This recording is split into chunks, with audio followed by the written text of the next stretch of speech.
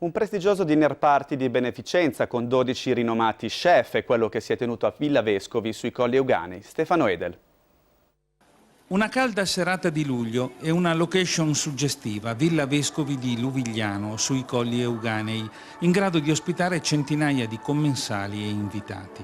In questa cornice è andata in scena Torreglia sotto le stelle, con gli chef delle tavole taurigliane e i vincitori della selezione consorzio Vini Bianchi, ad hoc ed OCG dei Colli Euganei, a proporre un maestoso connubio enogastronomico. 12 ristoratori della zona, con uno sforzo organizzativo imponente, sono stati capaci di fare squadra in modo egregio, catturando palati e attenzione dei partecipanti con piatti interessantissimi, lungo un percorso disegnato all'interno di una delle più belle ville del Veneto.